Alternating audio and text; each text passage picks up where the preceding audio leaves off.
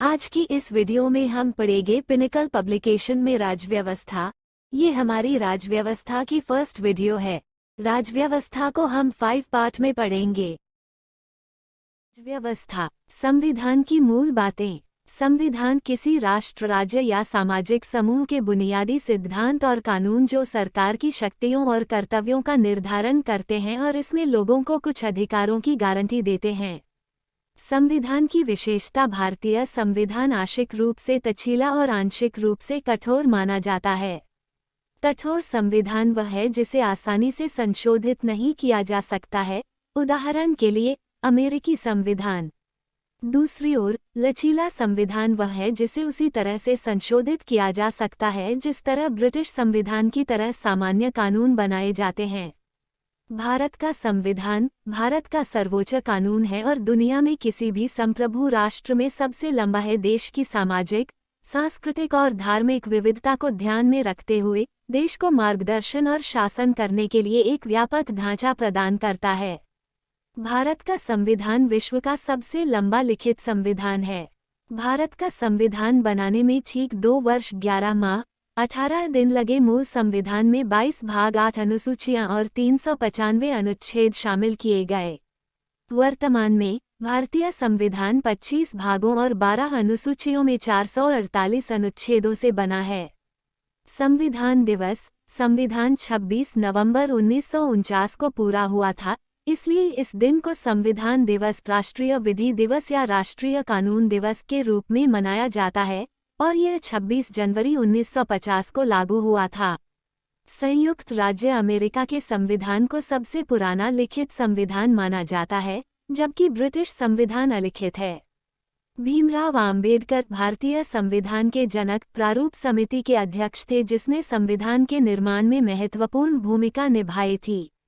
B.R. Ambedkar की 125वीं जयंती पर सामाजिक न्याय और अधिकारिता मंत्रालय ने 19 नवंबर 2015 को नागरिकों के बीच मूल्यों को बढ़ावा देने के लिए हर साल 26 नवंबर को संविधान दिवस के रूप में मनाने के भारत सरकार के फैसले को अधिसूचित किया।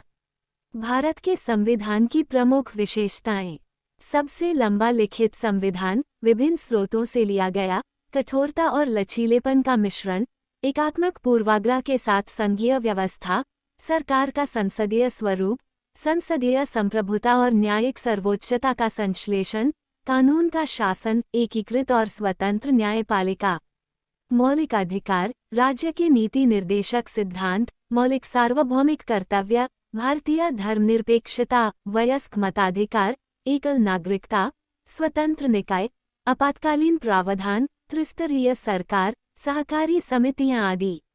भारतीय संविधान की संघीय विशेषताएं, द्वैध शासन, शक्तियों का विभाजन, संविधान की सर्वोच्चता, लिखित संविधान, सर्वोच्च न्यायपालिका, द्विसदनीयता आदि।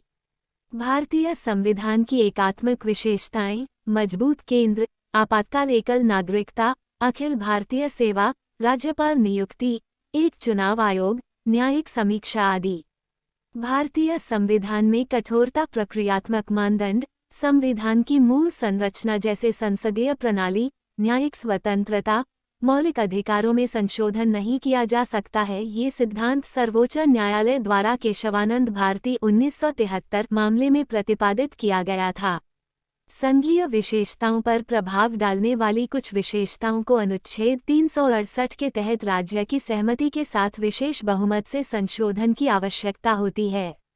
सबसे लंबा लिखित होने के कारण इसमें विस्तृत राज्य व्यवस्था और प्रशासनिक सिद्धांत हैं, जिनका पालन विधायिका, न्यायपालिका और कार्यपालिका द्वारा किया जाना आवश्यक है, जिसकी अवहेलना चुनाव के लिए निर्धारित आयु जैसे असंवैधानिक कृत्यों में परिणत हो सकती है। न्यायिक स्वतंत्रता को खत्म करने की कोशिश की जा रही है, जिससे एनजेएसी, राष्ट्रीय न्यायिक नियुक्ति आयोग जैसे बहुसंख्यक समर्थित कानून को भी गैर संवैधानिक करार दिया जा सकता है। भारतीय संविधान में लचीलापना, भारतीय संविधान के अधिकांश हिस्सों को राज्यों की सहमति के बिना या अनुच्छेद 368 के तहत संसद में साधारण बहुमत से संशोधित किया जा सकता है, ताकि निजता के अधिकार पर विचार करने जैसे बदलते समाज पर प्रतिबिंबित किया जा सके। या जीवन के अधिकार अनुच्छेद 21 के तहत एक मौलिक अधिकार के रूप में अपने जीवन साथी को चुनने का अधिकार। ये बदली हुई सामाजिक आर्थिक परिस्थितियों के अनुसार अलग अलग व्याख्याओं की अनुमति देता है, जैसे कि यह सुनिश्चित करना कि पूजा के अपने अधिकार का प्रयोग करते समय महिलाओं के साथ भेदभाव नहीं किया जाता है, जैसा कि सबरीमाला मामले में देखा गया है। यह आरक्षण प्रणाली में क्रीमी लेयर के विकास जैसे कानूनी और संवैधानिक उपायों के विकास की अनुमति देता है। उल्लेखनीय हस्तलिपि विद्या कौशल वाले व्यक्ति प्रेम बिहारी नारायण रायजादा को जवाहरलाल नेहरू के अधीन प्रारूप समिति द्वारा हस्तलिखित संविधान तैयार करने का कार्य सौंपा गया था। मूल संविधान के हिंदी संस्करण की हस्तलिपि वसंत कृष्ण वैद्य ने की थी। शब्दावली। लोकतंत्र यह सरकार का एक रूप है जिसमें शासकों को स्वतंत्र और निष्पक्ष चुनावों में जनता द्वारा सार्वभौमिक वयस्क मताधिकार पर चुना जाता है और संविधान जैसे कुछ मौलिक नियमों के आधार पर शासित किया जाता है। जनसंख्या के मामले में भारत दुनिया का सबसे बड़ा लोकतंत्र है। सबसे अधिक आबादी वाले देश चीन में लोकतंत्र नहीं है। जनसंख्या के मामले में अमेरिका दुनिया का दूसरा सबसे बड़ा लोकतंत्र है। लोकतंत्र के प्रकार: प्रत्यक्ष और अप्रत्यक्ष प्रतिनिधि। प्रत्यक्ष लोकतंत्र, जिसमें लोग संप्रभु शक्ति रखते हैं और निर्णय लेते हैं। उदाहरण स्विट्जरलैंड। प्रत्यक्ष लोकतंत्र के 4 उपकरण जनमत संग्रह, रेफरेंडम, पहल, इनिशिएटिव, स्मरण, रिकॉल और जनमत प्लेबिसाइट हैं। प्रतिनिधि अप्रत्यक्ष लोकतंत्र, जिसमें देश की जनता द्वारा निर्वाचित प्रतिनिधि के द्वारा निर्णय किए जाते हैं। उदाहरण भारत। गणतंत्र, एक राजशाही के विपरीत एक लोकतांत्रिक गणराज्य एक ऐसी इकाई है जिसमें एक निश्चित कार्यकाल के लिए प्रत्यक्ष या अप्रत्यक्ष रूप से राज्य का मुखिया चुना जाता है। भारत के राष्ट्रपति का चुनाव अप्रत्यक्ष रूप से एक निर्वाचक मंडल द्वारा 5 वर्ष की अवधि के लिए किया जाता है। भारत के राष्ट्रपति का पद वंशानुगत नहीं होता है। गणतंत्र दिवस वह दिन है जब भारत 26 जनवरी 1950 को भारत के संविधान के प्रभाव में आने की तारीख को चिन्हित करता है और मनाता है। 26 जनवरी 1930 को एक सार्वजनिक घोषणा की गई एक ऐसा दिन जिसे कांग्रेस पार्टी ने भारतीयों से स्वतंत्रता दिवस के रूप में मनाने का आग्रह किया और इसलिए 26 जनवरी को हर साल गणतंत्र दिवस के रूप में मनाया जाता है। पहली गणतंत्र दिवस परेड दिल्ली के इरविन स्टेडियम, अब मेजर ध्यानचंद राष्ट्रीय स्टेडियम के रूप में जाना जाता है, में आयोजित की गई थी। इंडोनेशिया के राष्ट्रपति सुकर्नो 26 जनवरी 1950 को भारत की पहली गणतंत्र दिवस परेड के पहले मुख्य अतिथि थे। गणतंत्र दिवस समारोह को मुख्य रूप से 3 भागों में बांटा गया है: गणतंत्र दिवस परेड, बीटिंग रिट्रीट और पुरस्कार वितरण। उद्घाटन समारोह इंडिया गेट पर अमर जवान ज्योति पर माल्यार्पण के साथ शुरू होता है। हर राष्ट्रपति को गणतंत्र दिवस के साथ साथ शपथ लेने के बाद 21 तोपों की सलामी दी जाती है। संघवाद ये सरकार की एक प्रणाली है जिसमें शक्तियों को केंद्र और उसके घटकों जैसे राज्यों या प्रांतों के बीच विभाजित किया गया है। ये राज्य व्यवस्था के 2 सेटों को समायोजित करने के लिए एक संस्थागत तंत्र है, एक केंद्रीय राष्ट्रीय स्तर पर और दूसरा क्षेत्रीय या प्रांतीय स्तर पर। भारत एक संघीय प्रणाली है, लेकिन सरकार की एकात्मक प्रणाली की ओर अधिक झुकाव के साथ। अर्धसंघीय शब्द का अर्थ एक संघीय व्यवस्था है जहां सरकार के 2 स्पष्ट समूह केंद्र और राज्य होने के बावजूद केंद्र सरकार को अधिक शक्तियां दी जाती हैं। ऐसा कहा जाता है कि भारत में अर्धसंघीय व्यवस्था है। भारतीय संविधान, जो कि स्वरूप में संघीय है परंतु इसकी आत्मा एकात्मक है, को अलग अलग रूपों में बताया गया है। के.सी. वीरे द्वारा अर्धसंघीय, मॉरिस जोन्स द्वारा सहकारी संघवाद, ग्रीनविले ऑस्टिन द्वारा सहकारी संघवाद, इवोर जेनिंग्स द्वारा केंद्रीय प्रवृत्ति के साथ संघीय, आदि। राष्ट्रपति प्रणाली शासन का एक ऐसा स्वरूप है जिसमें राज्य का प्रमुख ही सरकार का प्रमुख होता है और कार्यकारी शाखा विधायी शाखा से स्वतंत्र होती हैं। अर्धराष्ट्रपति प्रणाली यह शासन की एक गणतांत्रिक प्रणाली है जो संसदीय लोकतंत्र के साथ राष्ट्रपति लोकतंत्र के तत्वों को जोड़ती है। संसदीय प्रणाली यह सरकार का एक रूप है जहां कार्यकारी विधायिका के बहुमत समर्थन के साथ शक्ति धारण करते हैं। उदाहरण के लिए भारत संसदीय लोकतंत्र का अनुसरण करता है, जहां वास्तविक शक्ति प्रधानमंत्री की अध्यक्षता वाली मंत्रिपरिषद में निहित होती है। अर्ध संसदीय प्रणाली यह एक प्रधानमंत्री प्रणाली को संदर्भित करता है, जिसमें मतदाता एक साथ विधायिका के सदस्यों और प्रधानमंत्री या सरकार की एक प्रणाली के लिए मतदान करते हैं, जिसमें विधायिका को दो भागों में विभाजित किया जाता है जो दोनों सीधे निर्वाचित होते हैं। गठबंधन सरकार यह सरकार का एक रूप है जिसमें राजनीतिक दल सरकार बनाने के लिए सहयोग करते हैं।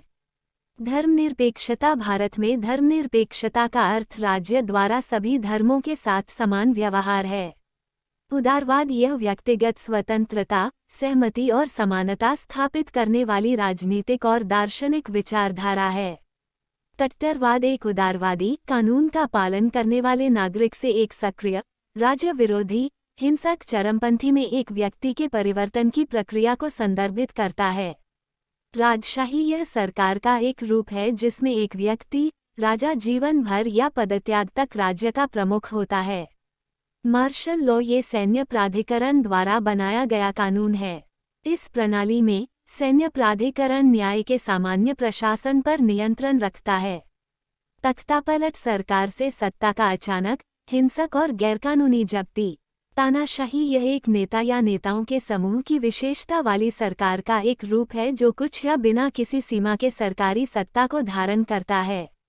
साम्यवाद कम्युनिस्ट ये सामान्य स्वामित्व वाला एक वर्गहीन समाज है। कार्ल मार्क्स को साम्यवाद का जनक कहा जाता है। अल्पतंत्र ओलिगार्की ये शक्ति संरचना का एक अवधारणात्मक रूप है जिसमें सत्ता बहुत कम लोगों के पास होती है। ये लोग कुलीनता, प्रसिद्धि, धन, शिक्षा या कॉर्पोरेट, धार्मिक, राजनीतिक या सैन्य नियंत्रण जैसी एक या कई विशेषताओं से अलग हो सकते हैं या नहीं भी हो सकते हैं। निरंकुशता इसका अर्थ है पूर्ण शक्ति वाले एक व्यक्ति द्वारा सरकार की व्यवस्था। सर्वसत्तावाद सरकार इस सरकार में बिना किसी विरोध एकदिलीय तानाशाही के साथ पूर्ण शक्ति होती है। रिट सर्वोच्च न्यायालय अनुच्छेद 32 या उच्च न्यायालय अनुच्छेद 226 से एक लिखित आदेश जो भारतीय नागरिकों के लिए उनके मौलिक अधिकारों के उल्लंघन के खिलाफ संवैधानिक कष्ट निवारण या समाधान का आदेश देता है। द्विसदनीय विधायिका द्विसदनीय विधायिका एक प्रकार की विधायिका है जो दो अलग अलग विधानसभाओं, भागों या सदनों में विभाजित होती है, जिसे द्विसदनीय विधायिका के रूप में जाना जाता है। भारत में द्विसदनीय व्यवस्था है, अर्थात संसद के दो सदन राज्य स्तर पर लोकसभा के समकक्ष विधानसभा है और राज्यसभा के समकक्ष विधान परिषद है। संविधान के अनुच्छेद 169 के तहत संसद कानून द्वारा किसी राज्य में दूसरे कक्ष विधान परिषद को बना या समाप्त कर सकती है यदि उस राज्य की विधानसभा विशेष बहुमत से इसका प्रस्ताव पारित करती है। वरीयता क्रम वरीयता क्रम ये प्रोटोकॉल सूची है जिसमें आधिकारिक और क्रियात्मक रूप से भारत सरकार में उनके रैंक और कार्यालय के अनुसार सूचीबद्ध किया जाता है। महत्वपूर्ण अधिकारियों के वरीयता क्रम 1 राजव्यवस्था राष्ट्रपति, 2 उपराष्ट्रपति, 3 प्रधानमंत्री, 4 राज्यों के राज्यपाल, 5 पूर्व राष्ट्रपति, 5 उप प्रधानमंत्री, 6 भारत के मुख्य न्यायाधीश, लोकसभा अध्यक्ष, 7 संघ के कैबिनेट मंत्री, राज्यों के मुख्यमंत्री अपने अपने राज्यों में, नीति आयोग, पूर्व प्रधानमंत्री, राज्यसभा और लोकसभा में विपक्ष के नेता, 7 भारत रत्न धारक आदि। न्यायिक सिद्धांत ये सिद्धांत या एक ऐसी स्थिति है जिसे आमतौर पर न्यायालय द्वारा लागू और बरकरार रखा जाता है। मूलभूत संरचना का सिद्धांत आधारभूत मूल संरचना सिद्धांत की उत्पत्ति जर्मन संविधान में पाई जाती है। संसदीय लोकतंत्र, मौलिक अधिकार, धर्मनिरपेक्षता, संघवाद, न्यायिक समीक्षा आदि सभी न्यायालयों द्वारा भारतीय संविधान की मूल संरचना के रूप में रखे गए हैं। संबंधित निर्णय केशवानंद भारती केस 1973, इंदिरा नेहरू गांधी बनाम राजनारायण केस 1975, मिनवा मिल्स केस 1980 और वामन राव केस 1981। शक्तियों के पृथक्करण का सिद्धांत राज्य के विभिन्न अंगों के बीच शक्तियों के विभाजन को दर्शाता है। कार्यपालिका, विधायिका और न्यायपालिका राज्य के नीति निर्देशक सिद्धांतों डीपीएसपी का अनुच्छेद -50 इस सिद्धांत का समर्थन करने वाला संवैधानिक प्रावधान है। संबंधित निर्णय राम जवाया बनाम पंजाब राज्य मामला 1955 इंदिरा नेहरू गांधी बनाम राजनारायण 1975। सार और तत्व का सिद्धांत। सार का अर्थ है वास्तविक प्रकृति और तत्व का अर्थ है किसी चीज का सबसे महत्वपूर्ण या आवश्यक हिस्सा। इस सिद्धांत को पहली बार कनाडा के संविधान में स्वीकार किया गया था।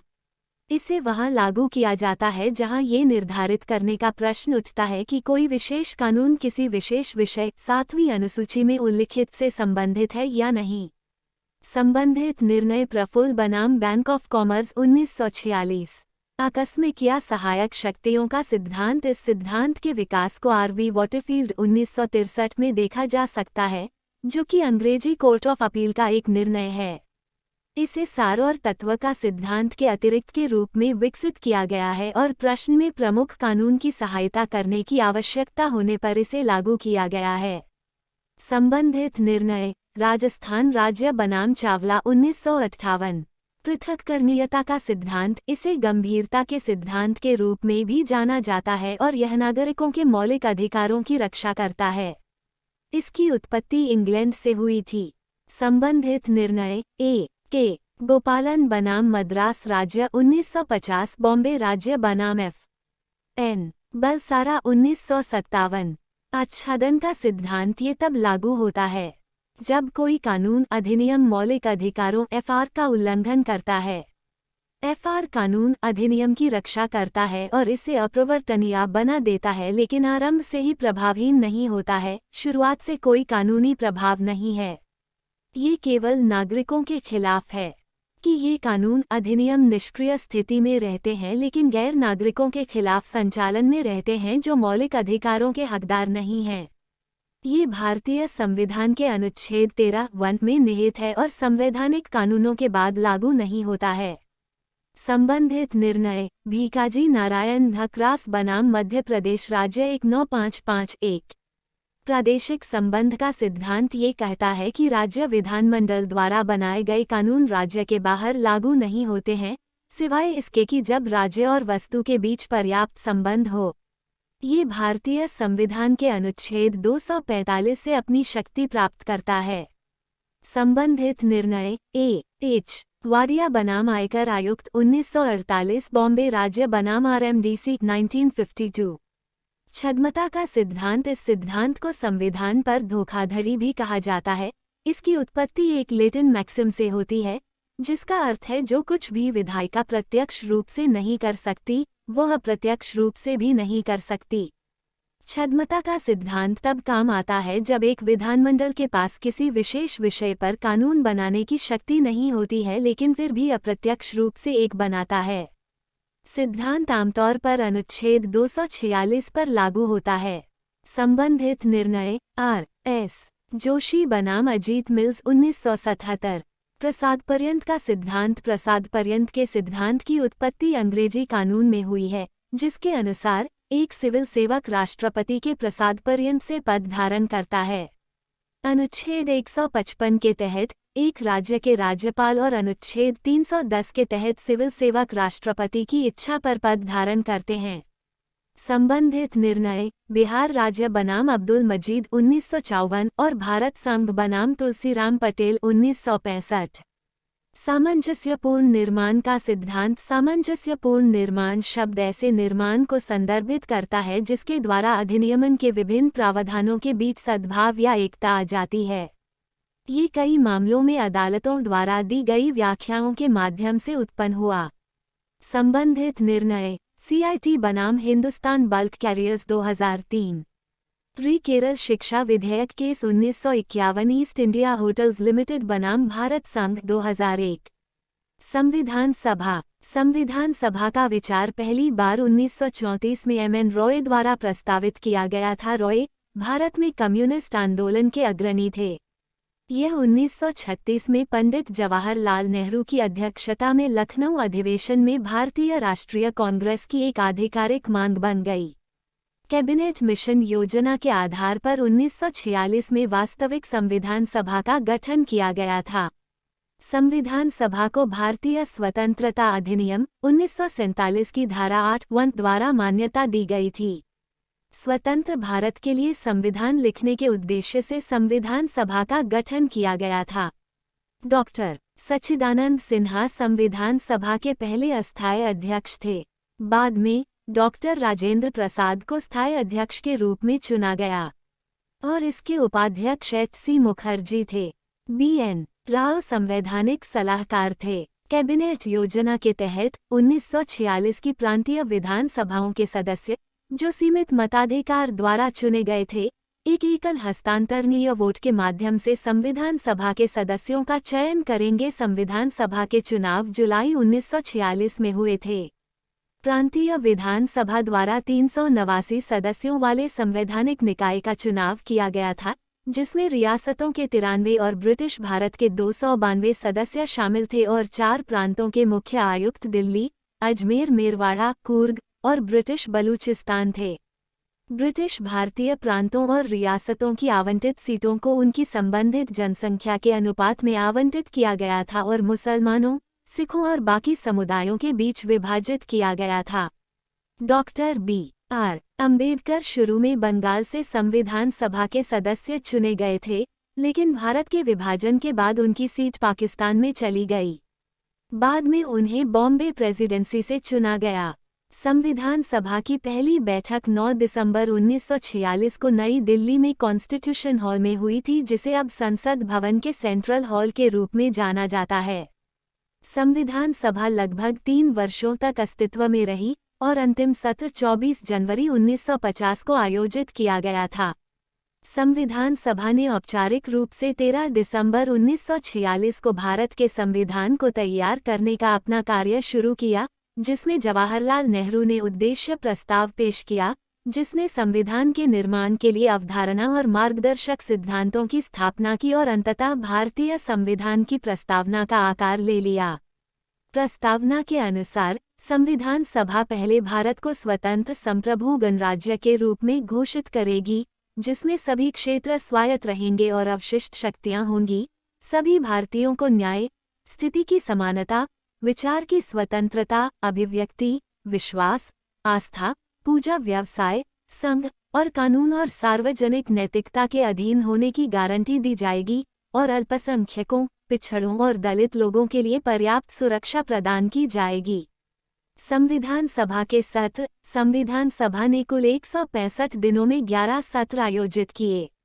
प्रथम सत्र 9-23 दिसंबर 1946, द्वितीय सत्र 20-25 जनवरी 1947, तृतीय सत्र 28 अप्रैल 2 मई 1947, चतुर्थ सत्र 14-31 जुलाई 1947, पांचवा सत्र 14-30 अगस्त 1947, छठा सत्र 27 जनवरी 1948, सातवां सत्र 4 नवंबर 1948-8 जनवरी 1949, आठवां सत्र 16 मई 16 जून 1949, नौवां सत्र 30 जुलाई 18 सितंबर 1949, 10वां सत्र 6-17 अक्टूबर 1949, 11वां सत्र 14-26 नवंबर 19,491।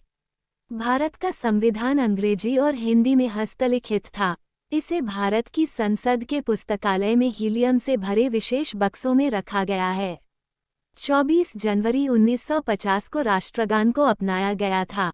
संविधान सभा के कार्य: संविधान तैयार करना, कानून पारित करना और निर्णय लेने की प्रक्रिया में शामिल होना। राष्ट्रगान: भारत भाग्य विधाता गीत का पहला छंद 24 जनवरी 1950 को भारत की संविधान सभा द्वारा राष्ट्रगान के रूप में इसके हिंदी संस्करण में अपनाया गया था, जिसे मूल रूप से रवींद्रनाथ टैगोर द्वारा बांग्ला भाषा में रचा गया था। इसका अनुवाद कप्तान आबिद अली ने किया था और कप्तान राम सिंह ने हिंदी में इसकी रचना की थी। इसे पहली बार भारतीय राष्ट्रीय कांग्रेस के कलकत्ता अधिवेशन में 27 दिसंबर 1911 को सार्वजनिक रूप से गाया गया था। राष्ट्रगान के गाने का समय लगभग 52 सेकंड है। संविधान सभा ने मई 1949 में राष्ट्रमंडल में भारत की सदस्यता की पुष्टि की।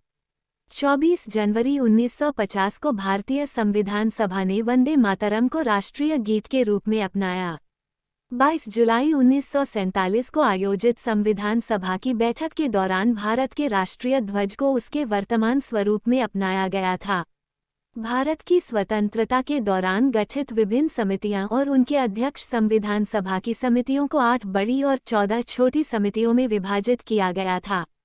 प्रमुख समितियां संघ शक्ति समिति, जवाहरलाल नेहरू प्रक्रिया समिति के नियम, डॉक्टर राजेंद्र प्रसाद प्रांतीय संविधान समिति, सरदार पटेल संचालन समिति, डॉक्टर राजेंद्र प्रसाद प्रारूप समिति, डॉक्टर बी.आर. अंबेडकर मौलिक अधिकारों पर सलाहकार समिति, अल्पसंख्यक, आदिवासी और बहिष्कृत क्षेत्र, सरदार पटेल इस समिति के प्रमुख थे। इस समिति में निम्नलिखित 5 समितियां हैं। मौलिक अधिकार उप समिति जे.बी. कृपलानी, अल्पसंख्यक उप समिति एच.सी. मुखर्जी, उत्तर पूर्व सीमांत जनजातीय क्षेत्र और असम बहिष्कृत और आंशिक रूप से बहिष्कृत क्षेत्र उप समिति गोपीनाथ बारदोलोई, बहिष्कृत और आंशिक रूप से बहिष्कृत क्षेत्र असम के अलावा अन्य उप समिति ए हुई ठक्कर और उत्तर पश्चिम सीमांत जनजातीय क्षेत्र उप समिति संघ संविधान समिति, जवाहरलाल नेहरू राज्य समिति, जवाहरलाल नेहरू लघु समितियां, वित्त और कर्मचारी समिति, डॉक्टर राजेंद्र प्रसाद साख समिति, अल्लादी कृष्ण स्वामी अय्यर सदन समिति, बी. पट्टाभी सीतारामैया व्यापार समिति के आदेश, डॉक्टर के.एम. मुंशी राष्ट्रीय ध्वज पर तदर्थ समिति, डॉक्टर राजेंद्र प्रसाद संविधान सभा के कार्यों पर समिति, जी. हुई मावलंकर सर्वोच्च न्यायालय पर तदर्थ समिति, एस. वरदाचारी विधानसभा सदस्य नहीं। मुख्य आयुक्तों के प्रांतों पर समिति, बी. पट्टाभी सीतारामैया संघ संविधान के वित्तीय प्रावधानों पर विशेषज्ञ समिति, नलिनी रंजन सरकार विधानसभा सदस्य नहीं। भाषाई प्रांत आयोग, एस.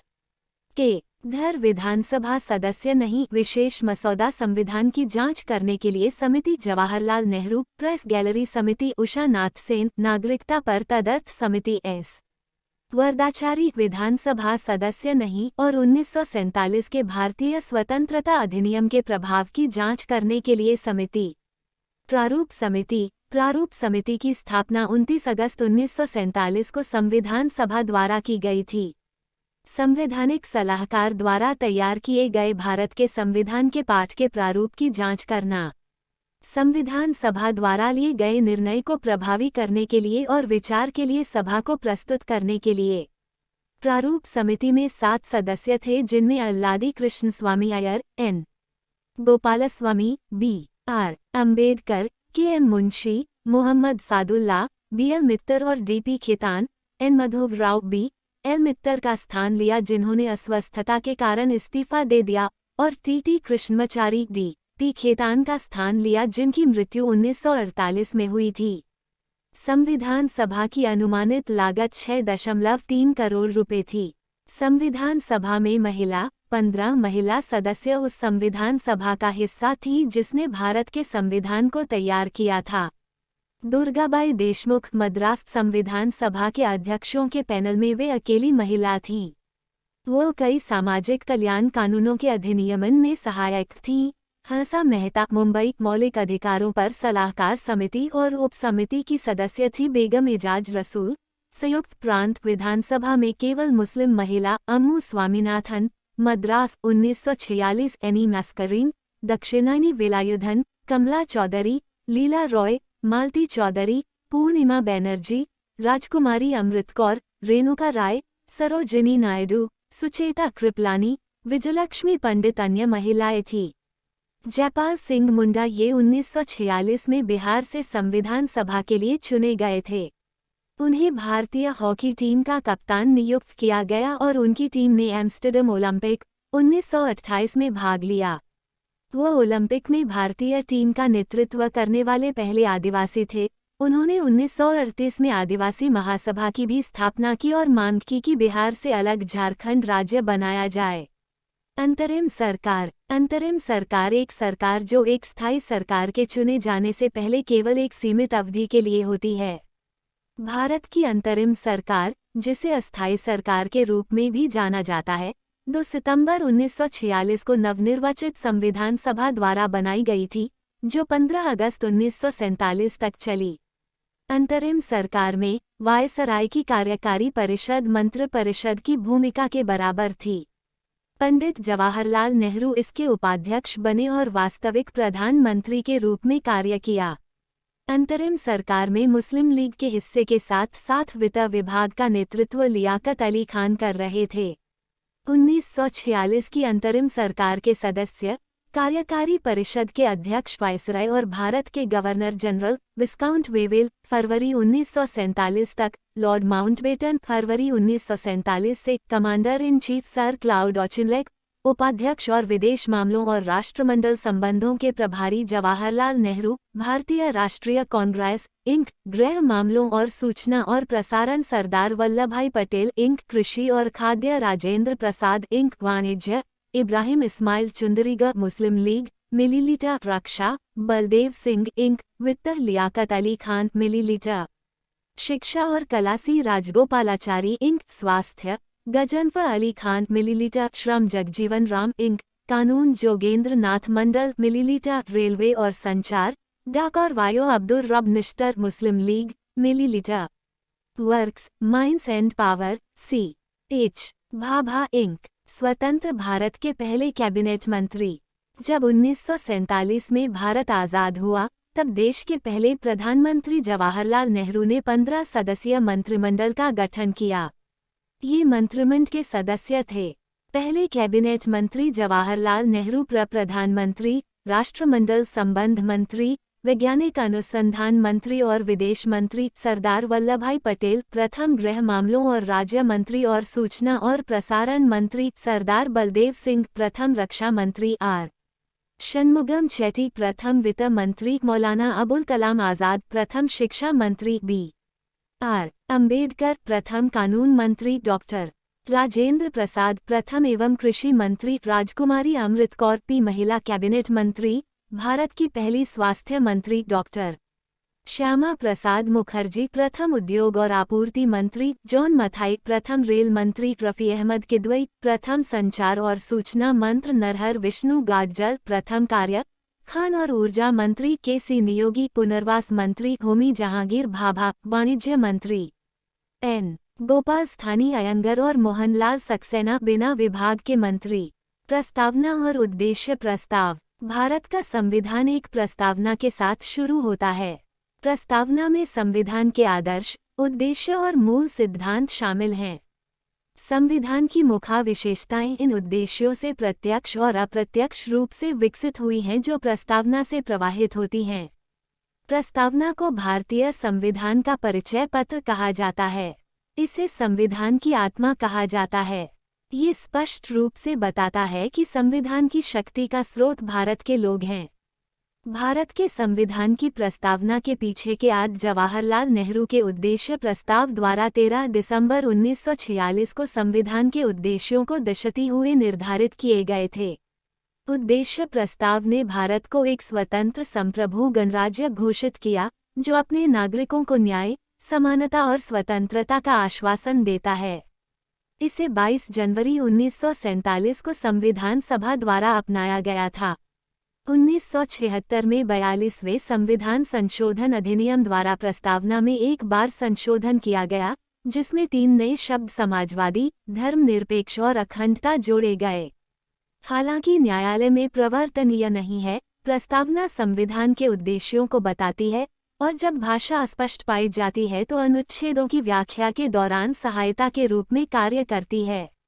भारतीय संविधान की प्रस्तावना।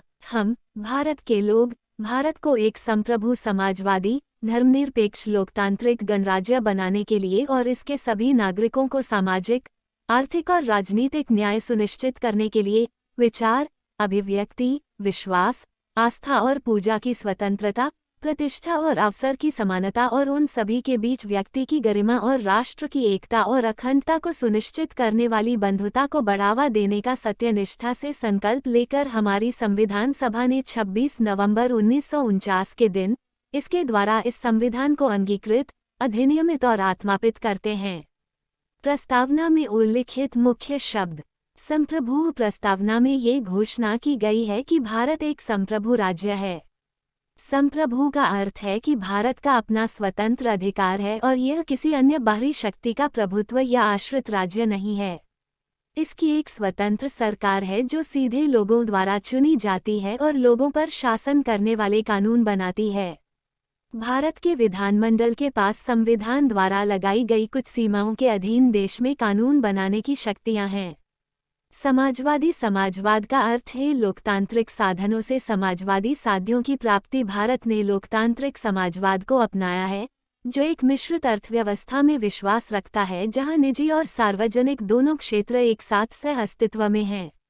इसका उद्देश्य गरीबी, अज्ञानता, बीमारी और अवसर की असमानता को समाप्त करना है।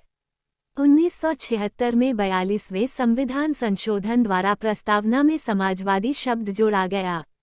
धर्मनिरपेक्षा भारत के संविधान में धर्मनिरपेक्ष शब्द का अर्थ है कि भारत में सभी धर्मों को राज्य से बराबर सम्मान, संरक्षण और समर्थन मिलता है। संविधान के भाग में अनुच्छेद 25 से 28 एक मौलिक अधिकार के रूप में धर्म की स्वतंत्रता की गारंटी देता है। 1976 में 42वें संविधान संशोधन द्वारा प्रस्तावना में धर्मनिरपेक्ष शब्द शामिल किया गया। लोकतंत्र या प्रजातंत्र लोकतांत्रिक शब्द ये सूचित करता है कि संविधान ने सरकार के एक रूप की स्थापना की है जो चुनाव में व्यक्त लोगों की इच्छा से अपना अधिकार प्राप्त करती है। प्रस्तावना भारत को एक लोकतांत्रिक देश होने का संकल्प देती है। प्रस्तावना में लोकतंत्र शब्द का प्रयोग राजनीतिक, आर्थिक और सामाजिक लोकतंत्र के लिए किया गया है। उत्तरदायी प्रतिनिधि सरकार, सार्वभौमिक वयस्क मताधिकार, एक वोट एक मूल्य, एक स्वतंत्र न्यायपालिका आदि भारतीय लोकतंत्र की विशेषताएं हैं। गणतंत्र में राष्ट्राध्यक्ष का चुनाव जनता द्वारा प्रत्यक्ष या अप्रत्यक्ष रूप से किया जाता है। भारत में राष्ट्रपति राष्ट्राध्यक्ष होता है। भारत के राष्ट्रपति का चुनाव अप्रत्यक्ष रूप से लोगों द्वारा किया जाता है। इसका मतलब है संसद और राज्य विधानसभाओं में उनके प्रतिनिधियों के माध्यम से। इसके अलावा एक गणतंत्र में राजनीतिक संप्रभुता एक सम्राट के बजाय लोगों में निहित होती है। न्याय प्रस्तावना में न्याय शब्द 3 अलग अलग रूपों को ग्रहण करता है: सामाजिक, आर्थिक और राजनीतिक, जो कि मौलिक और नीति निर्देशक सिद्धांतों के विभिन्न प्रावधानों के माध्यम से सुरक्षित हैं। प्रस्तावना में सामाजिक न्याय का अर्थ है कि संविधान समान सामाजिक स्थिति के आधार पर अधिक न्यायसंगत समाज बनाना चाहता है। आर्थिक न्याय का अर्थ है समाज के व्यक्तिगत सदस्यों के बीच धन का समान वितरण ताकि धन कुछ हाथों में केंद्रित न हो। राजनीतिक न्याय का अर्थ है कि सभी नागरिकों को राजनीतिक भागीदारी में समान अधिकार प्राप्त हैं। भारतीय संविधान सार्वभौमिक वयस्क मताधिकार और प्रत्येक मत को समान अहमियत प्रदान करता है। स्वतंत्रता का तात्पर्य किसी व्यक्ति की गतिविधियों पर नियंत्रण या प्रभुत्व के अभाव से है, जैसे कि गुलामी, दासता, कारावास, निरंकुशता आदि से स्वतंत्रता। प्रस्तावना विचार, अभिव्यक्ति, विश्वास, धर्म और उपासना की स्वतंत्रता प्रदान करती है। समानता का अर्थ है विशेषाधिकारों या समाज के किसी भी वर्ग के खिलाफ भेदभाव का अभाव। प्रस्तावना देश के सभी लोगों को प्रतिष्ठा और अवसर की समानता प्रदान करती है। संविधान देश में सामाजिक, आर्थिक और राजनीतिक समानता प्रदान करने का प्रयास करता है। बंधुत्व का अर्थ है भाईचारे की भावना। प्रस्तावना व्यक्ति की गरिमा और राष्ट्र की एकता और अखंडता को सुनिश्चित करते हुए लोगों के बीच बंधुत्व को बढ़ावा देने का प्रयास करती है। प्रस्तावना को दिया गया उपनाम। कन्हैयालाल मानिकलाल मुंशी ने भारतीय संविधान की प्रस्तावना को भारतीय संविधान की राजनीतिक कुंडली के रूप में वर्णित किया क्योंकि ये देश में शासन की स्थापना को परिभाषित करता है। अर्नेस्ट बाकर ने कहा है कि प्रस्तावना संविधान की कुंजी है। ठाकुरदास भार्गव ने प्रस्तावना को संविधान की आत्मा कहा है। एन.ए. पालकीवाला ने इसे संविधान का पहचान पत्र कहा। भारतीय संविधान के स्रोत। 26 नवंबर 1949 को भारतीय संविधान अस्तित्व में आया। भारत की संविधान सभा ने अन्य देशों के संविधानों की विशेषताओं पर विचार करते हुए साथ ही भारत सरकार अधिनियम 1935 से संविधान का मसौदा की गतिविधियों पर नियंत्रण या प्रभुत्व के अभाव से है, जैसे कि गुलामी, दासता, कारावास, निरंकुशता आदि से स्वतंत्रता। प्रस्तावना विचार, अभिव्यक्ति, विश्वास, धर्म और उपासना की स्वतंत्रता प्रदान करती है। समानता समानता का अर्थ है विशेषाधिकारों या समाज के किसी भी वर्ग के खिलाफ भेदभाव का अभाव। प्रस्तावना देश के सभी लोगों को प्रतिष्ठा और अवसर की समानता प्रदान करती है। संविधान देश में सामाजिक, आर्थिक और राजनीतिक समानता प्रदान करने का प्रयास करता है। बंधुत्व बंधुत्व का अर्थ है भाईचारे की भावना। प्रस्तावना व्यक्ति की गरिमा और राष्ट्र की एकता और अखंडता को सुनिश्चित करते हुए लोगों के बीच बंधुत्व को बढ़ावा देने का प्रयास करती है। प्रस्तावना को दिया गया उपनाम। कन्हैयालाल मानिकलाल मुंशी ने भारतीय संविधान की प्रस्तावना को भारतीय संविधान की राजनीतिक कुंडली के रूप में वर्णित किया क्योंकि ये देश में शासन की स्थापना को परिभाषित करता है। अर्नेस्ट बाकर ने कहा है कि प्रस्तावना संविधान की कुंजी है। ठाकुरदास भार्गव ने प्रस्तावना को संविधान की आत्मा कहा है। एन.ए. पालकीवाला ने इसे संविधान का पहचान पत्र कहा। भारतीय संविधान के स्रोत। 26 नवंबर 1949 को भारतीय संविधान अस्तित्व में आया। भारत की संविधान सभा ने अन्य देशों के संविधानों की विशेषताओं पर विचार करते हुए साथ ही भारत सरकार अधिनियम 1935 से संविधान का मसौदा तैयार किया। भारत सरकार अधिनियम 1935 संघीय न्यायालय, आपातकालीन प्रावधान, लोक सेवा आयोग, राज्यपाल का कार्यालय, शक्तियों का विभाजन, न्यायपालिका, प्रशासनिक विवरण, यूनाइटेड किंगडम संसदीय सरकार, कानून का शासन, विधायी प्रक्रिया, एकल नागरिकता, मंत्रिमंडल प्रणाली, विशेषाधिकार रिट, संसदीय विशेषाधिकार, द्विसदनीयवाद, ऑस्ट्रेलिया संवर्ती सूची, व्यापार, वाणिज्य और समागम की स्वतंत्रता, संसद के दोनों सदनों की संयुक्त बैठक, प्रस्तावना की भाषा, आयरलैंड राज्य के नीति निर्देशक तत्व, राज्यसभा के सदस्यों का नामांकन, राष्ट्रपति की निर्वाचन प्रक्रिया, संयुक्त राज्य अमेरिका प्रस्तावना, मौलिक अधिकार, न्यायपालिका की स्वतंत्रता, न्यायिक समीक्षा, राष्ट्रपति पर महाभियोग, सर्वोच्च न्यायालय और उच्च न्यायालय के न्यायाधीशों को हटाना, उपाध्यक्ष का पद, फ्रांस गणतंत्र, प्रस्तावना में स्वतंत्रता, समानता और बंधुत्व के आदर्श, जर्मनी आपातकाल के दौरान मौलिक अधिकारों का निलंबन, सोवियत संघ मौलिक कर्तव्य, न्याय के आदर्श, सामाजिक, आर्थिक और राजनीतिक, कनाडा सरकार का एक अर्ध संघीय रूप, मजबूत केंद्र वाला संघ, केंद्र में अवशिष्ट शक्तियों का निहित होना, केंद्र द्वारा राज्य में राज्यपाल की नियुक्ति, सर्वोच्च न्यायालय का परामर्शी न्याय निर्णयन, दक्षिण अफ्रीका भारतीय संविधान में संशोधन प्रक्रिया, राज्यसभा के सदस्यों का निर्वाचन, जापान विधि द्वारा स्थापित प्रक्रिया, राज्यों और केंद्र शासित प्रदेशों का गठन, संविधान के भाग 1 का शीर्षक संघ और उसके क्षेत्र, अनुच्छेद 14 है। अनुच्छेद 1 इसमें कहा गया है कि इंडिया अर्थात भारत राज्यों का एक संघ होगा। भारत संघ शब्द में केवल वे राज्य शामिल हैं जो संघीय प्रणाली के सदस्य हैं और संघ के साथ शक्तियों को साझा करते हैं।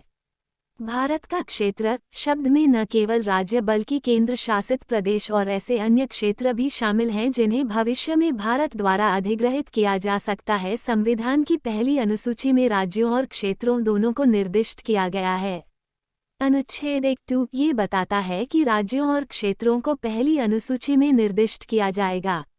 अनुच्छेद 1(3) इसमें कहा गया है कि भारत के क्षेत्र में निम्नलिखित शामिल होंगे: राज्यों के क्षेत्र, पहली अनुसूची में उल्लेखित केंद्र शासित प्रदेश और ऐसे अन्य क्षेत्र जिन्हें अधिग्रहित किया जा सकता है। अनुच्छेद 2 यह नए राज्यों की स्वीकृति या स्थापना से संबंधित है।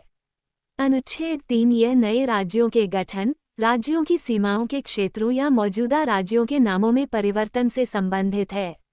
अनुच्छेद 3 के द्वारा संसद किसी भी राज्य के क्षेत्र को बढ़ा या घटा सकती है या किसी राज्य की सीमाओं या नामों को बदल सकती है।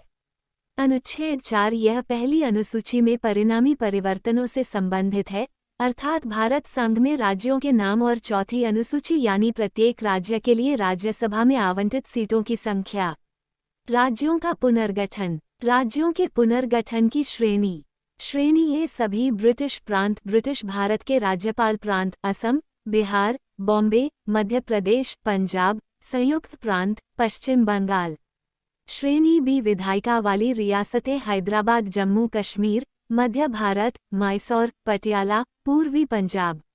श्रेणी सी मध्यम आकार की रियासतें इसमें शामिल राज्य हैं: अजमेर, भोपाल, बिलासपुर, कूच बिहार, कूर्ग।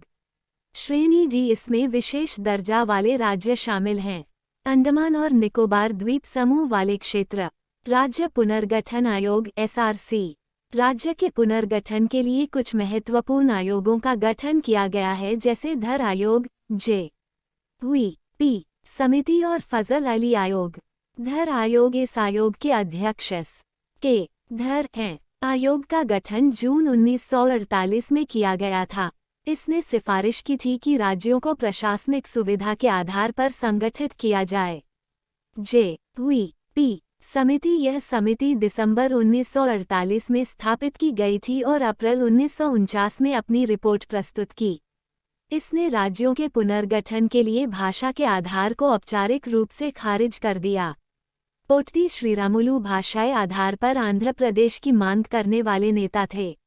भाषाई आधार पर पहला राज्य 1953 में तेलुगु भाषी क्षेत्रों को मद्रास राज्य से अलग करके बनाया गया अधिराज्य था। राज्य पुनर्गठन आयोग फजल अली आयोग। फजल अली आयोग 3 सदस्यीय राज्य पुनर्गठन आयोग था, जिसे दिसंबर 1953 में स्थापित किया गया था। इसके अन्य 2 सदस्य KM पनिक्कर और HN कुंजरू थे। आयोग ने सितंबर 1955 में अपनी रिपोर्ट प्रस्तुत की। इसने भाषाई, सांस्कृतिक, प्रशासनिक, वित्तीय, आर्थिक, लोक कल्याण और भारत की एकता और एकीकरण पर राज्य के गठन की सिफारिश की। राज्य और उनका गठन। आंध्र प्रदेश 1953। आंध्र प्रदेश भारत में मद्रास राज्य के तेलुगु भाषी उत्तरी जिलों से 1953 में बनाया गया एक राज्य है। आंध्र प्रदेश 1956 के राज्य पुनर्गठन अधिनियम के तहत गठित भारत का पहला राज्य बन गया। असम 1950। इसे 1912 में एक प्रांत घोषित किया गया और 1950 में इसे राज्य का दर्जा मिला। बिहार 1950 बिहार और उड़ीसा प्रांत के रूप में स्थापित, 1936 में बिहार प्रांत के रूप में पुनर्गठित, 1950 में राज्य का दर्जा हासिल किया। ये ब्रिटिश भारत में बंगाल प्रांत का हिस्सा था। जम्मू और कश्मीर 1948। इस राज्य के राजा ने भारत में परिग्रहण के साधन पर हस्ताक्षर किए और भारतीय संघ का हिस्सा बन गया। 1956 में जम्मू और कश्मीर ने भारतीय संघ में शून्य विलय की प्रक्रिया पूरी की। कर्नाटक 1 नवंबर 1956 राज्य पुनर्गठन अधिनियम 1956 द्वारा मैसूर राज्य के रूप में स्थापित, 1973 में नाम बदलकर कर्नाटक रख दिया गया। केरल 1 नवंबर 1956 राज्य पुनर्गठन अधिनियम 1956 द्वारा स्थापित। यह मद्रास राज्य और त्रावणकोर कोचीन का हिस्सा था। मध्य प्रदेश 1 नवंबर 1950। इसे 1950 में राज्य का दर्जा मिला। यह मध्य प्रांत और बरार, मकराई की रियासत और भूतपूर्व पूर्वी राज्यों की एजेंसी की रियासतों का हिस्सा था। उड़ीसा 1950। इसे 1936 में उड़ीसा प्रांत के रूप में स्थापित किया गया था। 1950 में राज्य का दर्जा हासिल किया। नवंबर 2011 में नाम बदलकर उड़ीसा रख दिया गया था। राजस्थान 30 मार्च 1949। राजस्थान, जिसे पहले राजपुताना के नाम से जाना जाता था, ये पूर्व राजपुताना एजेंसी की रियासतों का हिस्सा था।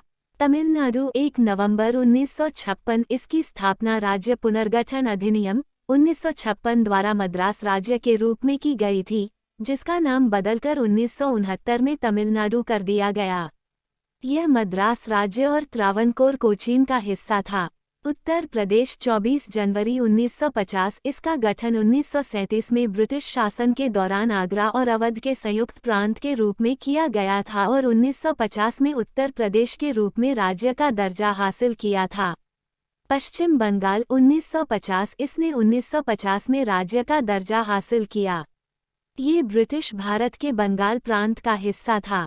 महाराष्ट्र 1 मई 1960। बॉम्बे पुनर्गठन अधिनियम 1960 द्वारा स्थापित, ये बॉम्बे राज्य का हिस्सा था। गुजरात 1 मई 1960। बॉम्बे पुनर्गठन अधिनियम 1960 द्वारा स्थापित, ये बॉम्बे राज्य का हिस्सा था। नागालैंड 1 दिसंबर 1963। इसकी स्थापना नागालैंड राज्य अधिनियम 1962 द्वारा की गई थी। पंजाब 1966। इसकी स्थापना पंजाब पुनर्गठन अधिनियम 1966 द्वारा की गई थी। हरियाणा 1 नवंबर 1966। पंजाब पुनर्गठन अधिनियम 1966 द्वारा स्थापित ये पूर्वी पंजाब का हिस्सा था। हिमाचल प्रदेश 1971। हिमाचल प्रदेश प्रशासन आदेश 1948 द्वारा हिमाचल प्रदेश प्रांत के रूप में स्थापित, 1950 में हिमाचल प्रदेश के रूप में पुनर्गठित, 1956 में हिमाचल प्रदेश केंद्र शासित प्रदेश, 1971 में राज्य का दर्जा हासिल किया। मणिपुर 21 जनवरी 1972। इसे 1956 में एक केंद्र शासित प्रदेश बनाया गया था और 1972 में उत्तर पूर्वी क्षेत्र पुनर्गठन अधिनियम 1971 द्वारा एक पूर्ण राज्य बनाया गया था। मेघालय 21 जनवरी 1972। इसकी स्थापना उत्तर पूर्वी क्षेत्र पुनर्गठन अधिनियम 1971 द्वारा की गई थी। यह असम का हिस्सा था। त्रिपुरा 21 जनवरी 1972। इसकी स्थापना उत्तर पूर्वी क्षेत्र पुनर्गठन अधिनियम 1971 द्वारा की गई थी। सिक्किम 16 मई 1975। उसकी स्थापना 1975 में भारत के 36वें संविधान संशोधन द्वारा सिक्किम साम्राज्य से की गई। 16 मई को सिक्किम दिवस के रूप में मनाता है। गोवा 30 मई 1987। गोवा राज्य अधिनियम 1986 द्वारा स्थापित ये गोवा, दमन और दीव का हिस्सा था। अरुणाचल प्रदेश 1986। 20 फरवरी 1987 को गठित, शुरू में उत्तर पूर्वी क्षेत्र पुनर्गठन अधिनियम 1971 द्वारा एक केंद्र शासित प्रदेश के रूप में गठित। यह अरुणाचल प्रदेश राज्य अधिनियम 1986 द्वारा एक राज्य में परिवर्तित हो गया। मिजोरम 20 फरवरी 1987। इसे उत्तर पूर्वी क्षेत्र पुनर्गठन अधिनियम 1971 द्वारा केंद्र शासित प्रदेश के रूप में गठित किया गया था। मिजोरम राज्य अधिनियम 1986 द्वारा राज्य में परिवर्तित किया गया। छत्तीसगढ़ 1 नवंबर 2000। मध्य प्रदेश पुनर्गठन अधिनियम 2000 में इसकी स्थापना की। यह मध्य प्रदेश का हिस्सा था। 1 नवंबर को छत्तीसगढ़ स्थापना दिवस मनाया जाता है। झारखंड 15 नवंबर 2000। बिहार पुनर्गठन अधिनियम 2000 द्वारा स्थापित। ये बिहार का हिस्सा था। जनजातीय संस्कृति की रक्षा के लिए एक लंबे जनजातीय आंदोलन के बाद इसे अलग कर दिया गया है। उत्तराखंड 9 नवंबर 2000। इसकी स्थापना उत्तर प्रदेश पुनर्गठन अधिनियम 2000 द्वारा उत्तरांचल के रूप में की गई थी, जिसका नाम 2007 में उत्तराखंड रखा गया। पहले ये उत्तर प्रदेश का हिस्सा था। 9 नवंबर को उत्तराखंड दिवस के रूप में मनाया जाता है। तेलंगाना 2 जून 2014। इसकी स्थापना आंध्र प्रदेश पुनर्गठन अधिनियम 2014 द्वारा की गई थी। पहले यह आंध्र प्रदेश का हिस्सा था। केंद्र शासित प्रदेश राज्य पुनर्गठन अधिनियम 1956। अनुच्छेद 239 केंद्र शासित प्रदेशों के प्रशासन से संबंधित है। उन्हें केंद्र द्वारा शासित प्रदेशों के रूप में भी जाना जाता है। केंद्र शासित प्रदेश भारत के राष्ट्रपति के अधीन शासित होते हैं, जो केंद्र शासित प्रदेशों के प्रशासन के लिए लेफ्टिनेंट गवर्नर एलजी की नियुक्ति करता है। भारत में 2 तरह के केंद्र शासित प्रदेश हैं। विधायिका वाले केंद्र शासित प्रदेश दिल्ली, पुडुचेरी और जम्मू और कश्मीर। बिना विधायिका के केंद्र शासित प्रदेश अंडमान और निकोबार, चंडीगढ़, दादरा और नगर हवेली और दमन और दीव, लद्दाख और लक्षद्वीप। दिल्ली, पुडुचेरी और जम्मू और कश्मीर को छोड़कर राज्यसभा उच्च सदन में कोई अलग प्रतिनिधित्व नहीं है। केंद्र शासित प्रदेश, उनकी राजधानियां और उनकी स्थापना की तिथि। लक्षद्वीप कवारत्ती 1 नवंबर 1956 को गठित। लक्षद्वीप भारत का सबसे छोटा केंद्र शासित प्रदेश है। एक द्वीप समूह जिसमें 36 द्वीप है और इसका क्षेत्रफल 32 वर्ग किलोमीटर है। दिल्ली, नई दिल्ली 1 नवंबर 1956। अंडमान और निकोबार द्वीप समूह पोर्ट ब्लेयर 1 नवंबर 1956। पुडुचेरी, पुडुचेरी 16 अगस्त 1962। चंडीगढ़, चंडीगढ़ 1 नवंबर 1966। लद्दाख, लेह गर्मी, कारगिल सर्दी 31 अक्टूबर 2019। ये जम्मू और कश्मीर पुनर्गठन अधिनियम 2019 के पारित होने के बाद स्थापित किया गया था। ये भारत का सबसे बड़ा क्षेत्र के अनुसार और दूसरा सबसे कम आबादी वाला केंद्र शासित प्रदेश है। जम्मू और कश्मीर श्रीनगर गर्मी जम्मू सर्दी 31 अक्टूबर 2019 दादरा और नगर हवेली और दमन और दीव दमन 26 जनवरी 2020 राष्ट्रीय राजधानी क्षेत्र दिल्ली एनसीटी। ये केंद्र सरकार एनसीटी निर्वाचित सरकार और 3 नगर निगमों द्वारा संयुक्त रूप से प्रशासित भारत का एक विशेष केंद्र शासित प्रदेश है। राष्ट्रीय राजधानी दिल्ली सरकार जीएनसीटीडी अधिनियम 1991 ये विधानसभा और राष्ट्रीय राजधानी क्षेत्र दिल्ली के लिए मंत्रिपरिषद से संबंधित संविधान के प्रावधानों की प्रतिपूर्ति के लिए एक अधिनियम है। केंद्र शासित प्रदेश में पहला चुनाव 1993 में हुआ था, जिसमें राष्ट्रीय राजधानी क्षेत्र दिल्ली के पहले निर्वाचित मुख्यमंत्री मदन लाल खुराना थे। नागरिकता एक संप्रभु राज्य के कानून के तहत मान्यता प्राप्त व्यक्ति की स्थिति है। राज्य द्वारा मान्यता प्राप्त नागरिकता व्यक्ति को नागरिक अधिकार, राजनीतिक और सामाजिक अधिकार प्रदान करती है। भारतीय संविधान के भाग के अनुच्छेद 5 से 11 में नागरिकता के नियम बताए गए हैं। भारतीय संविधान में केवल यवना नागरिकता का प्रावधान है और इसे ब्रिटेन के संविधान से लिया गया था। संविधान के अनुसार 26 जनवरी 1950 तक व्यक्तियों को 4 श्रेणियों में भारत का नागरिक होने का प्रावधान था। नागरिकता अधिनियम 1955 के तहत नागरिकता प्राप्त करने के 5 तरीके जन्म, वंश, पंजीकरण, देशीयकरण और क्षेत्र का समावेश का उल्लेख है। ऐसे 3 तरीके हैं जिनसे कोई व्यक्ति भारत की नागरिकता त्याग सकता है। ये हैं स्वैच्छिक त्याग, वंचितता और समाप्ति। 1955 का नागरिकता अधिनियम अपने संशोधनों के साथ पंजीकरण द्वारा नागरिकता और प्राकृतिकीकरण द्वारा नागरिकता के लिए विनिर्देशों का विवरण देता है। संबंधित अनुच्छेद 5 नागरिकता शुरू में 26 नवंबर 1949 उन लोगों को दी गई थी जो भारत में पैदा हुए हैं या जिनके माता पिता भारत में पैदा हुए हैं। अनुच्छेद 6 पाकिस्तान के क्षेत्र से 19 जुलाई 1948 से पहले भारतीय क्षेत्र में प्रवास करने वाले कुछ व्यक्तियों के नागरिकता के अधिकार। अनुच्छेद 7 उन लोगों के अधिकार जो 1 मार्च 1947 के बाद पाकिस्तान चले गए थे लेकिन बाद में भारत लौट आए। अनुच्छेद 8 भारत के बाहर रहने वाले भारतीय मूल के लोगों के नागरिकता के अधिकार। अनुच्छेद 9 इसमें कहा गया है कि स्वेच्छा से किसी विदेशी राज्य की नागरिकता प्राप्त करने वाले व्यक्ति भारत के नागरिक नहीं होंगे। अनुच्छेद 10 इस भाग के किसी भी प्रावधान के तहत भारत का नागरिक माना जाने वाला कोई भी व्यक्ति नागरिक बना रहेगा और संसद द्वारा बनाए गए किसी भी कानून के अधीन भी होगा। अनुच्छेद 11 नागरिकता संबंधी कानून संसद बनाती है, ये जिम्मेदारी गृह मंत्रालय को दी गई है। राष्ट्रीय नागरिक रजिस्टर एनआरसी। नागरिकों का राष्ट्रीय रजिस्टर एनआरसी उन लोगों का एक आधिकारिक रिकॉर्ड है जो वैध भारतीय नागरिक हैं। इसमें उन सभी व्यक्तियों के बारे में जनसांख्यिकीय जानकारी शामिल है जो नागरिकता अधिनियम 1955 के अनुसार भारत के नागरिक के रूप में अर्हता प्राप्त करते हैं। इसका उद्देश्य भारत के सभी वैध नागरिकों का प्रलेखीकरण करना है ताकि अवैध प्रवासियों की पहचान की जा सके और उन्हें निर्वासित किया जा सके। नागरिकों का राष्ट्रीय रजिस्टर के 2003 के संशोधन ने केंद्र सरकार को नागरिकों का एक राष्ट्रीय रजिस्टर बनाने और बनाए रखने और सभी पंजीकृत नागरिकों को राष्ट्रीय पहचान पत्र जारी करने का अधिकार दिया। भारत सरकार ने 2021 में इसे के बाकी हिस्सों में लागू करने की योजना कशा की थी, लेकिन अभी तक इसे लागू नहीं किया गया है। राष्ट्रीय जनसंख्या रजिस्टर एनपीआर।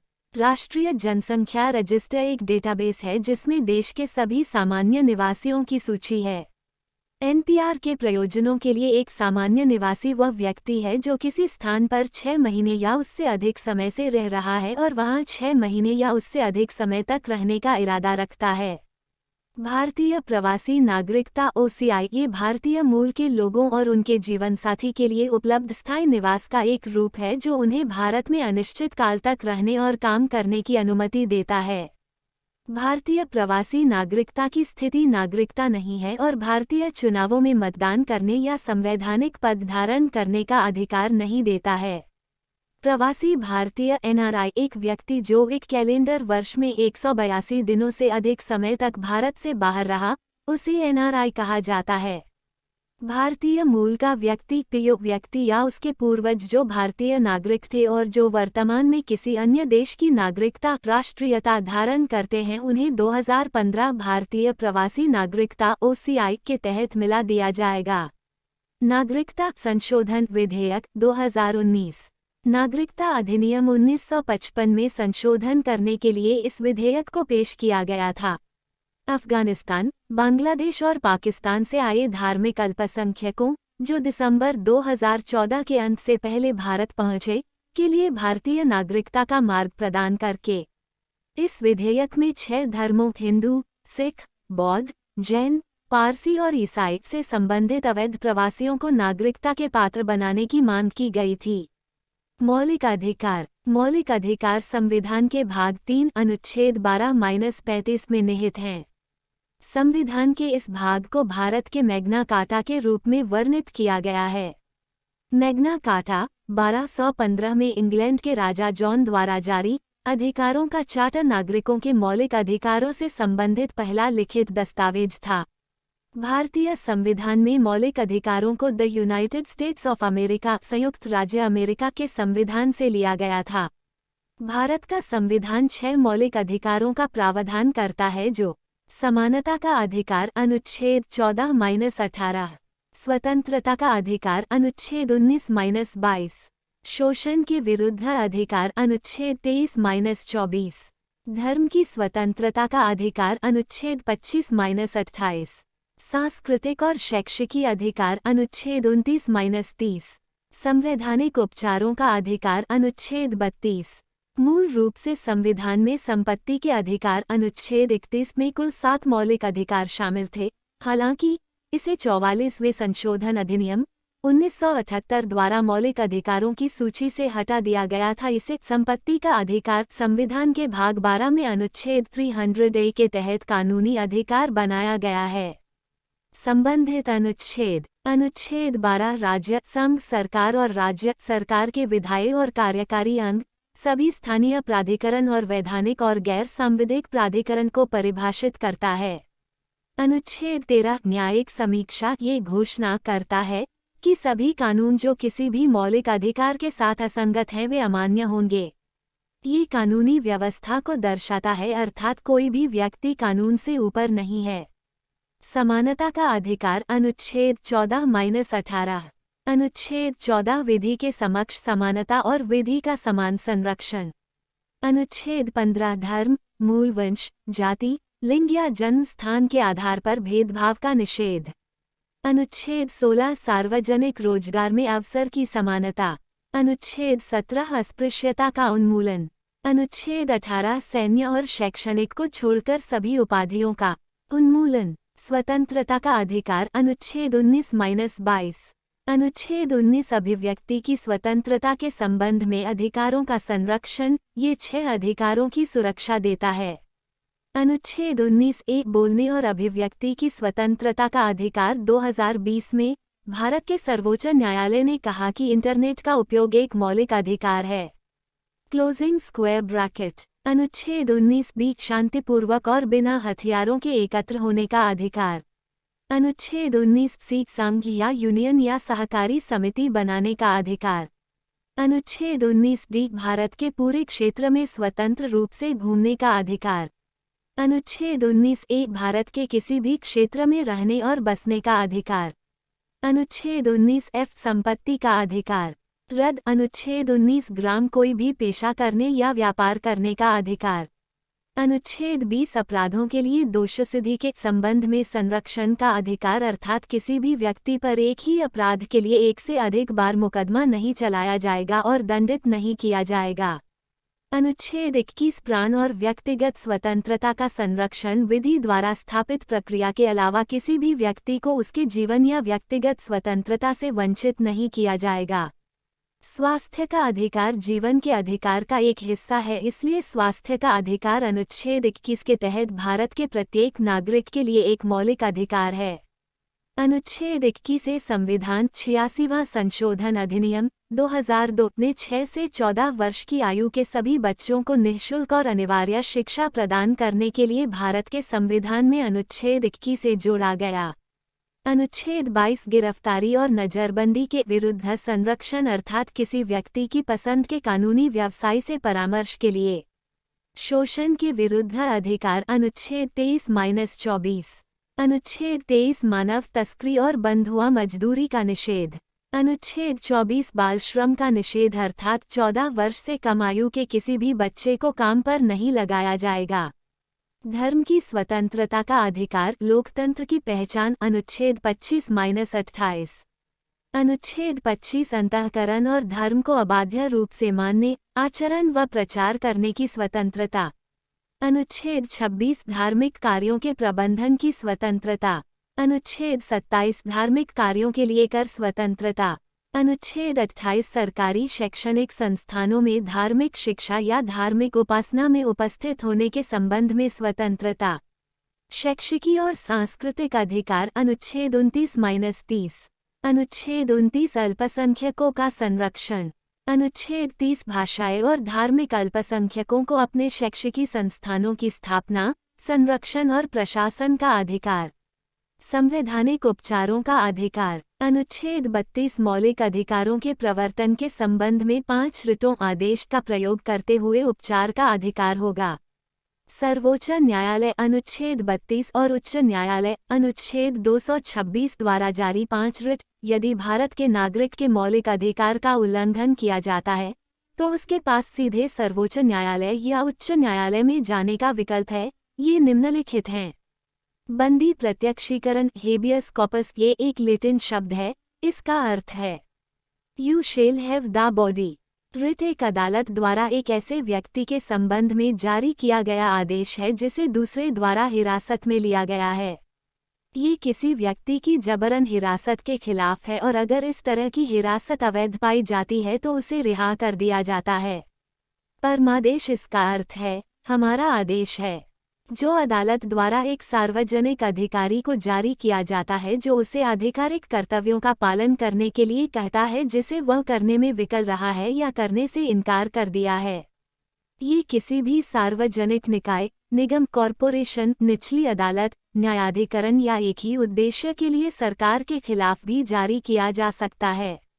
निषेध इसका अर्थ है मना करना। एक उच्च न्यायालय निचली अदालत के खिलाफ निषेध का रिट जारी करता है ताकि उसे अपने अधिकार क्षेत्र से अधिक या उस क्षेत्राधिकार को हड़पने से रोका जा सके जो उसके पास नहीं है। इसे केवल न्यायिक और अर्ध न्यायिक प्राधिकरणों के खिलाफ जारी किया जा सकता है। उत्प्रेषण इसका अर्थ है प्रमाणित होना या सूचित होना, जो उच्च न्यायालय द्वारा निचली अदालत या न्यायाधिकरण को जारी किया जाता है या तो उसके पास लंबित मामले को स्थानांतरित करने के लिए या किसी मामले में बाद के आदेश को रद्द करने के लिए क्षेत्राधिकार से अधिक या अधिकार क्षेत्र की कमी या कानून की त्रुटि के आधार पर जारी किया जा सकता है। अधिकार पृच्छा क्वो वारंटो इसका अर्थ है किस अधिकार या वारंट द्वारा सार्वजनिक पद पर किसी व्यक्ति के दावे की वैधता की जांच करने के लिए न्यायालय द्वारा जारी किया गया आदेश। B.R. अम्बेडकर ने अनुच्छेद 32 को भारत के संविधान का हृदय और आत्मा कहा। अनुच्छेद 33 संसद को सशस्त्र बलों, अर्धसैनिक बलों, पुलिस बलों, खुफिया एजेंसियों और समान बलों के सदस्यों के मौलिक अधिकारों को प्रतिबंधित या निरस्त करने का अधिकार देता है। अनुच्छेद 34 मार्शल लॉ, सैन्य शासन लागू होने के दौरान मौलिक अधिकारों पर प्रतिबंध लगाने का प्रावधान करता है। अनुच्छेद 35 संसद को निर्दिष्ट मौलिक अधिकारों पर कानून बनाने का अधिकार देता है। अनुच्छेद 14, 20, 21, 21A, 22, 23, 24, 25, 26, 27 और 28 द्वारा गारंटीकृत मौलिक अधिकार सभी व्यक्तियों के लिए उपलब्ध है, चाहे वे नागरिक हो या विदेशी, दुश्मन को छोड़कर। अनुच्छेद 15, 16, 19, 29 और 30 द्वारा गारंटीकृत मौलिक अधिकार केवल भारत के नागरिकों के लिए उपलब्ध हैं। विस्तार में महत्वपूर्ण मौलिक अधिकार। अनुच्छेद 15 धर्म, मूल वंश, जाति, लिंग या जन्म स्थान के आधार पर भेदभाव का निषेध। अनुच्छेद 15(1) राज्य किसी भी नागरिक के खिलाफ केवल धर्म, मूल वंश, जाति, लिंग, जन्म स्थान या इनमें से किसी के आधार पर भेदभाव नहीं करेगा। अनुच्छेद 15(2) कोई भी नागरिक केवल धर्म, नस्ल, जाति, लिंग, जन्म स्थान या इनमें से किसी के आधार पर सार्वजनिक सेवाओं के लिए किसी भी प्रतिबंध के अधीन नहीं होगा। अनुच्छेद 15(3) इस अनुच्छेद में राज्य की महिलाओं और बच्चों के लिए कोई विशेष उपबंध बनाने में बाधा न होगी। अनुच्छेद 15(4) इस अनुच्छेद में या अनुच्छेद 29 के खंड 2 में कुछ भी राज्य को सामाजिक और शैक्षिकी रूप से पिछड़े वर्गों के नागरिकों या अनुसूचित जातियों और अनुसूचित जनजातियों की उन्नति के लिए कोई विशेष उपबंध बनाने में बाधा नहीं होगी। अनुच्छेद 16 सार्वजनिक रोजगार के मामलों में अवसर की समानता। अनुच्छेद 16(1) राज्य के अधीन किसी कार्यालय में रोजगार या नियुक्ति से संबंधित मामलों में सभी नागरिकों के लिए अवसर की समानता होगी। अनुच्छेद 16(2) कोई भी नागरिक केवल धर्म, नस्ल, जाति, लिंग, वंश, जन्म स्थान, निवास या इनमें से किसी के आधार पर राज्य के अधीन किसी रोजगार या कार्यालय के लिए अयोग्य नहीं होगा या उसके साथ भेदभाव नहीं किया जाएगा। अनुच्छेद 16(3) ये संघीय संसद और राज्य विधानमंडल को अपने संबंधित अधिकार क्षेत्र में एक विशेष वर्ग के लिए सार्वजनिक रोजगार के मामले में कोई भी कानून बनाने का अधिकार देता है। अनुच्छेद 16(4) इसमें कहा गया है कि राज्य पिछड़ी जातियों के लिए आरक्षण का प्रावधान कर सकता है यदि उनका पर्याप्त प्रतिनिधित्व नहीं है। मौलिक अधिकारों के संबंध में एससी का ऐतिहासिक निर्णय। चपकम दोराराजन केस 1951। कोर्ट का फैसला, सभी मौलिक अधिकार डीपीएसपी से बेहतर हैं। गोलकनाथ केस 1967। कोर्ट का फैसला, मौलिक अधिकारों को समाप्त या सीमित नहीं किया जा सकता है। केशवानंद भारती केस 1973। कोर्ट का फैसला, मौलिक अधिकारों का उल्लंघन करने पर संवैधानिक संशोधन को चुनौती दी जा सकती है। मिनवा मिल केस 1980। कोर्ट का फैसला, कोर्ट ने कहा कि संसद मूल संरचना सिद्धांत को बाधित किए बिना संविधान में संशोधन कर सकती है। संसद मौलिक अधिकारों में तब तक संशोधन कर सकती है जब तक वे मूल संरचना सिद्धांत के अनुरूप हों। मौलिक अधिकारों का निलंबन। कुछ परिस्थितियों में मौलिक अधिकार को निलंबित किया जा सकता है। जब राष्ट्रपति अनुच्छेद 352 के तहत आपातकाल की घोषणा करता है, तो अनुच्छेद 19 के तहत गारंटीकृत सभी 6 स्वतंत्रता के अधिकार स्वचालित रूप से निलंबित हो जाते हैं। आपातकाल की उद्घोषणा के दौरान राज्य द्वारा जारी किसी भी कानून या कार्यकारी आदेश को अक्सर इस आधार पर चुनौती नहीं दी जाती है कि यह अनुच्छेद 19 द्वारा गारंटीकृत अधिकारों के साथ असंगत है। राष्ट्रपति अन्य मौलिक अधिकारों को भी विशिष्ट आदेशों के माध्यम से निलंबित कर सकता है, लेकिन इन आदेशों को संसद द्वारा अनुमोदित होना चाहिए। राष्ट्रीय आपातकाल के दौरान अनुच्छेद 20 अपराधों के लिए सजा के संबंध में संरक्षण और अनुच्छेद 21 जीवन और व्यक्तिगत स्वतंत्रता का संरक्षण को निलंबित नहीं किया जा सकता है। अनुच्छेद 359 यह अनुच्छेद भारत के राष्ट्रपति को अनुच्छेद 20 और अनुच्छेद 21 को छोड़कर राष्ट्रीय आपातकाल के दौरान मौलिक अधिकारों के प्रवर्तन के लिए किसी भी अदालसाने के अधिकार को निलंबित करने के लिए अधिकृत करता है। 44वें संशोधन अधिनियम 1978 ने अनुच्छेद 359 के दायरे को दो तरह से प्रतिबंधित किया। राष्ट्रपति अनुच्छेद 20 और 21 द्वारा गारंटीकृत मौलिक अधिकारों के प्रवर्तन के लिए न्यायालय जाने के अधिकार को निलंबित नहीं कर सकता है। आपातकाल से संबंधित कानूनों को चुनौती दिए जाने से बचाया जाता है।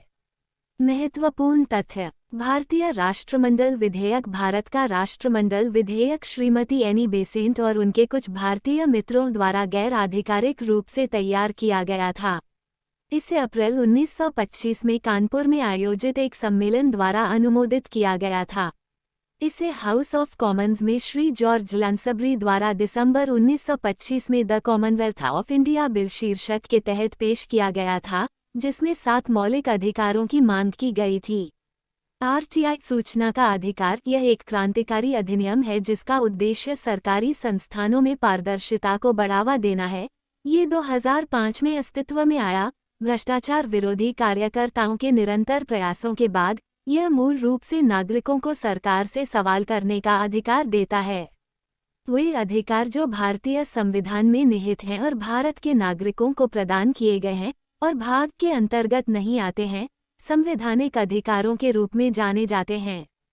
मत देने का अधिकार। चुनाव में मतदान का अधिकार एक महत्वपूर्ण संवैधानिक अधिकार है। भारतीय संविधान के अनुच्छेद 326 के तहत भारत के संविधान द्वारा मतदान के अधिकार की गारंटी दी गई है। 1988 के 61वें संविधान संशोधन द्वारा लोकसभा और राज्य विधानसभाओं के चुनावों के लिए मतदान की आयु 21 वर्ष से घटाकर 18 वर्ष कर दी गई। शिक्षा का अधिकार अधिनियम आरटी 2009, शिक्षा का अधिकार अधिनियम आरटी 2009 ने बच्चों को मुफ्त और अनिवार्य शिक्षा प्रदान की और इसे अनुच्छेद 21-4 के तहत मौलिक अधिकार के रूप में लागू किया। 1990 में शिक्षा के अधिकार पर पहला आधिकारिक दस्तावेज राममूर्ति समिति की रिपोर्ट थी। 1993 में उन्नीकृष्णन जेपी बनाम आंध्र प्रदेश राज्य और अन्य में सुप्रीम कोर्ट के ऐतिहासिक फैसले ने कहा कि शिक्षा अनुच्छेद 21 के अनुसार एक मौलिक अधिकार है। इसी संबंध में तापस मजूमदार समिति 1999 की स्थापना की गई, जिसमें अनुच्छेद 21A के सम्मेलन को शामिल किया गया। 2002 में 86वें संविधान संशोधन अधिनियम द्वारा शिक्षा के अधिकार को संविधान के भाग में मौलिक अधिकार के रूप में जोड़ा गया। मौलिक कर्तव्य। मौलिक कर्तव्यों को देशभक्ति की भावना को बढ़ावा देने और भारत की एकता को बनाए रखने में मदद करने के लिए सभी नागरिकों के नैतिक दायित्वों के रूप में परिभाषित किया गया है। मौलिक कर्तव्य संविधान के भाग IV में निर्धारित किए गए हैं। मौलिक कर्तव्यों के बारे में नागरिकों को संबोधित किया जाता है। इन्हें न्यायालय द्वारा परिवर्तन नहीं किया जा सकता जब तक कि इन्हें संसदीय कानून द्वारा बदला नहीं जाएगा। मौलिक कर्तव्यों के नैतिक, सामाजिक और आर्थिक मूल्य है। मौलिक कर्तव्य सोवियत संघ के संविधान से लिए गए थे। ये केवल भारतीय नागरिकों पर लागू होता है और विदेशियों पर लागू नहीं होता है। सरदार स्वर्ण सिंह समिति। मौलिक कर्तव्यों के बारे में सिफारिशें करने के लिए 1976 में कांग्रेस पार्टी इंदिरा गांधी द्वारा सरदार स्वर्ण सिंह समिति 12 सदस्य की स्थापना की गई थी। समिति ने 8 कर्तव्यों का प्रस्ताव दिया जिन्हें भारतीय संविधान में एक अलग खंड भाग IV में शामिल किया जाना था। सरकार ने सिफारिशों को स्वीकार किया और 1976 में 42वां संविधान संशोधन अधिनियम बनाया। इस संशोधन ने भारतीय संविधान में एक नया भाग अर्थात भाग IV और अनुच्छेद 51A जोड़ा। 2002 में 86वें संविधान संशोधन के आधार पर संविधान में 11वां मौलिक कर्तव्य जोड़ा गया, जिसमें अनुच्छेद 21A में शिक्षा का अधिकार भी जोड़ा गया। मौलिक कर्तव्यों की सूची। 1. संविधान का पालन करना और उसके आदर्शों और संस्थानों, राष्ट्रीय ध्वज और राष्ट्रगान का सम्मान करना। 2. स्वतंत्रता के लिए हमारे राष्ट्रीय संघर्ष को प्रेरित करने वाले महान आदर्शों को संजोना और उनका पालन करना। 3. भारत की संप्रभुता, एकता और अखंडता को बनाए रखना और उसकी रक्षा करना। 4. देश की रक्षा करना और ऐसा करने के लिए बुलाए जाने पर राष्ट्रीय सेवा प्रदान करने के लिए। 1. भारत के सभी लोगों के बीच धार्मिक, भाषाई और क्षेत्रीय या अनुभागीय विविधताओं के बीच सद्भाव और सामान्य भाईचारे की भावना को बढ़ावा देना और महिलाओं की गरिमा के लिए अपमानजनक प्रथाओं का त्याग करना। F. हमारी सामाजिक संस्कृति की समृद्ध विरासत को महत्व देना और संरक्षित करना। G. वनों, झीलों, नदियों और वन्य जीवों सहित प्राकृतिक पर्यावरण की रक्षा और सुधार करना और जीवित प्राणियों के प्रति दया भाव रखना।